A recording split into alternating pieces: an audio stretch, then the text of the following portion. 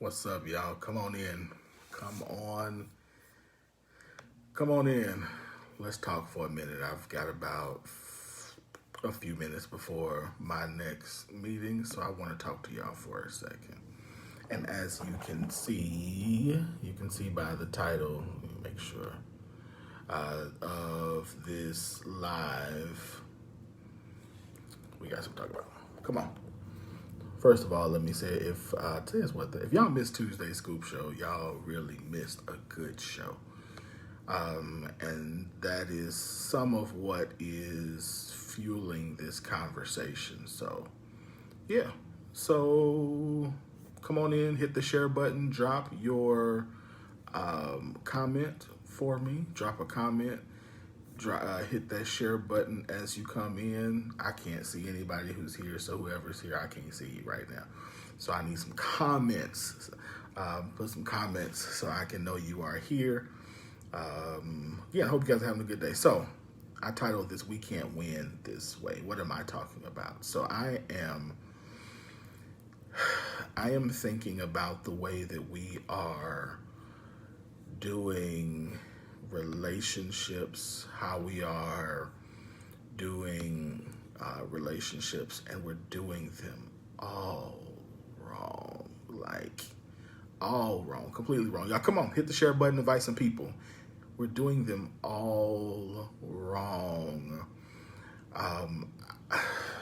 We are in a stage now where we have made the decision that in an attempt to feel honored and loved properly, that we are willing to harm one another in the process. Now, I know that might seem strange, and I also think that in some instances we don't really think that we're harming, but that we are attempting to try to get our point, or get our point across, or our feelings heard, or understand what need we have, that we have an expectation for whomever we are in partnership to meet. I get that. But I think in the process, what we are doing, and I say we, I mean both men and women, is we are harming one another. We are almost diminishing the humanity of the other person while trying to elevate our own humanity. The best way I can describe this is we are in some instances, we are the one who has been harmed. And so now, instead of healing, what we're trying to do is we are becoming the one who harms. So, great question. Thank you, Al, for asking that question. He asked for examples. So an example would be that as for women, ladies first, because in a lot of instances you feel degraded and unprotected, which I acknowledge in a lot of instances you are, instead of articulating that you feel degraded and disrespected, in some instances now what you are doing is you are becoming the degrader, or the person who is disrespecting, and refusing, which again I understand, but refusing to do what you as a wonderful, amazing woman does to secure, to be a secure place of security and safety. And as a man, because we want to be honored, and we're becoming, in our attempt to say that we want honor, we are becoming dishonorable in the way that we talk, in the way that we think, in the way that we treat our women.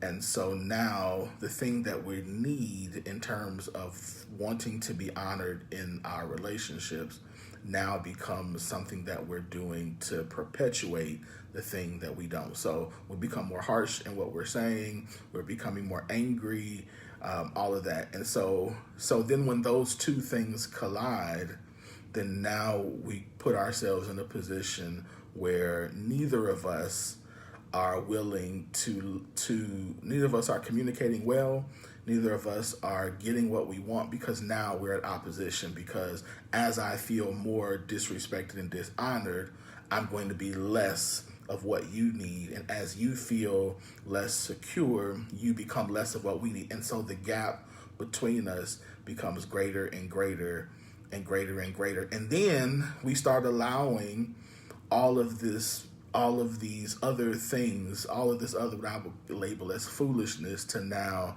become a wedge that drives us further and further apart, all because we want to get what we want from the person. And the things that we want in general are not bad. They're just not what we're getting.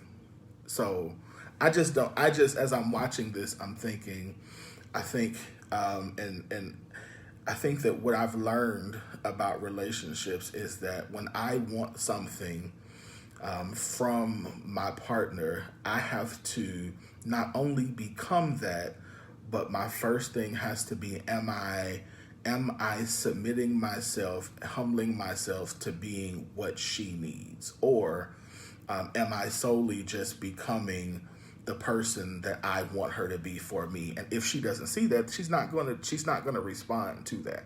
So here's an example. So if I want to, again, using the same thing, if I want to be honored more, am I being honorable? And that doesn't necessarily mean she's going to be honorable. It just means that I have to be that if I expect it. But then if she needs security, am I giving her the security that she needs and desires, so that way she is not defensive because she is not getting the security that she needs? So it's almost, instead of going away from each other, it is my attempt to remove the distance, close the gap, so that she recognizes that I am pursuing the thing that she needs, desires, and wants, as opposed to deflecting because I'm not getting what I want. Yeah. And so I think that's the better approach, because if I've learned anything, is that love is the thing that draws, whereas anger, hate, those things are the things that continue to push us away. So I'm just pontificating here for a minute before my meeting, but I just really think that if we continue down the cycle that we are, we're headed for destruction. We're headed for a place where it's worse than what it always feels like. And I also want to say that I recognize that some of the loudness of culture is really loudness and doesn't really speak to the grand majority, because I think that there's a whole lot of us who are putting in the work to do this. But even in a lot of those situations, there's a tiredness that comes upon us when we feel like we're pursuing and the person is still running. And that's a whole nother discussion that we'll have another time. But I just want to throw that out there. Please feel free to drop your comments. Please feel free to disagree. But if you disagree, please tell me why, so we can have the conversation, because I love to engage on these, because I want us to be better. And so y'all know I'm going to offer some solutions. And if my solutions are right, let's talk. If it's, then let's talk about it. You're absolutely correct. It's work, and sometimes you get fatigued. Absolutely. And I think that we should honor that. I think that we should honor that so much, to the place where we name that, like, you know what?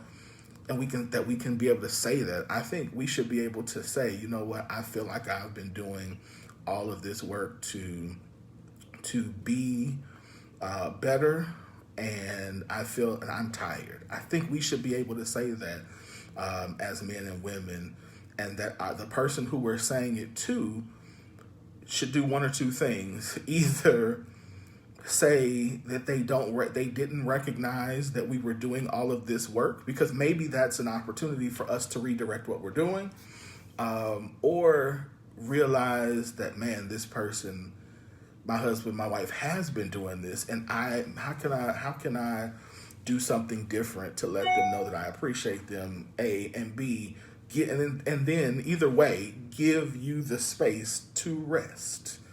Let me take some of this burden off of you. Let me give you a time to rest. Let's do something different, because the fact that you are fatigued is a problem for me, and I don't want to see you in that space. So I totally agree with you, man, that it does get tiring sometimes. You do get fatigued sometimes, and that's mentally, physically, spiritually, all of that happens, and that is a real thing, and that happens because we are people.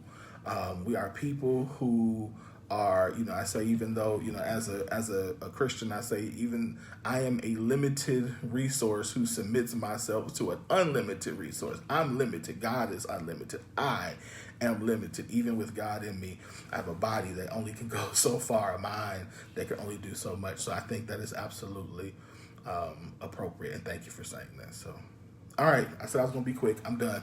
But if you have comments, please drop them on here. Let's continue this conversation. Let's continue to love well. And I will talk to you all later.